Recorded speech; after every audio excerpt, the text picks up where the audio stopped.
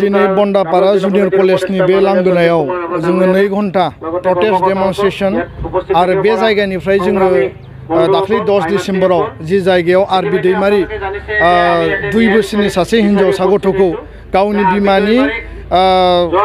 बिमाजों लोगोसे थाबाय थानाय समाव बेखौ अयनाय इनाय भाबै जि गावथारनाय बे जायगासिम जोङो रेलि खालामनानै थांगोन।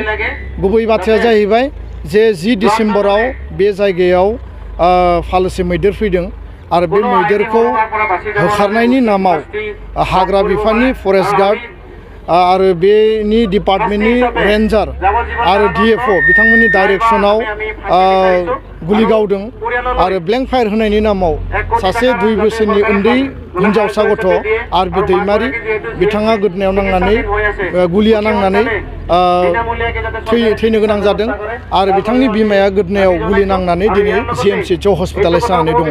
दा बेखायनो दिनै जोङो दुलाराय बर' फरायसा आफाद, बर' थुनलाइ आफाद, आबोफ, राभा स्टुडेन्ट इउनियन, आक्सु आरो इन्टारनेशनेल हिउमेन राइट फराम जों ज' लोगो नांनानै दिनै बेयाव प्रटेस्ट डेमनस्ट्रेशन लाखिदों। 2 दाबि जों बेयाव होदों। गिबि दाबिया जाबाय जे बे जाथायनि मोनसे हाई लेभेल इनकुवेरि नांगौ।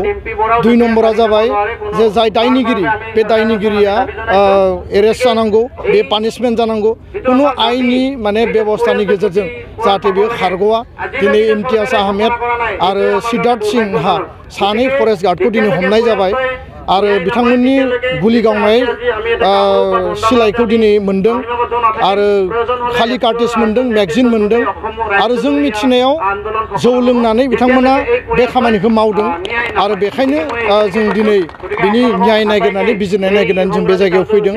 3थि दाबिया जाबाय मालबिका दैमारिया दिनै हस्पिटालाइज, बिथांखौ मोजां ट्रिटमेन्टनि बेबस्था खालामनांगौ, बेखौ जों दाबि लाखिदों। 4 नम्बराव बे दुखुथिया न'खरनो अनसुंथाइ होनांगौ आरो मेक्सिमाम लेभेलनि अनसुंथाइखौ सरकारा बे खालामनानै होनांगौ। दा बेखायनो दिनै बे हाबाफारिया जागायबाय आरो बे हाबाफारिया जागायदोंसो। जेब्लासिम थार बिजिरनाय न्यायखौ जों मोना बेबायदि अहिंसा गणतान्त्रिक सोमावसारनाय बे जायगायाव आसामनि गुबुन गुबुन जायगायाव दुलाराय बर' फरायसा आफादा गासै हारिनि आफादफोरखौ लानानै जों खालामगोन आरो बे बिराद इनाय हाबा।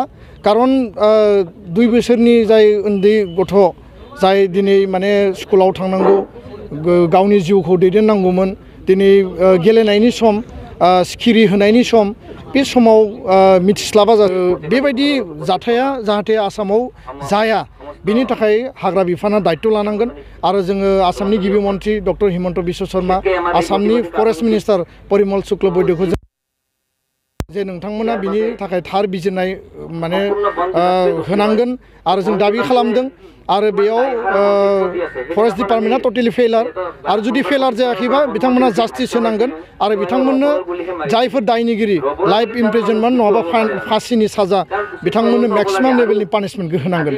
दा बेखायनो जोंनि जि सोमावसारनाय बे कन्टिनिउस थागोन आरो जोङो आसाम सरकारजों बे मेटारनि सायाव जोङो गोथौयै आरो गुवारै जोङो सावरायगोन। दिनै जोङो पाब्लिकलि गासैबो बेयाव जोंनि बिमा बैसोनि, जोंनि आब' बाजै बैसोनि, जोंनि आइ आफा रायजो राजा बयबो ओंखारबोदों आरो बेयाव रायजो राजाफ्रा बे जि रिसेन्टमेन्ट बे रिसेन्टमेन्टआ दिनैबो बिखानिफ्राय गोरबो मेलेमनिफ्राय दिनैबो गैया जायाखै।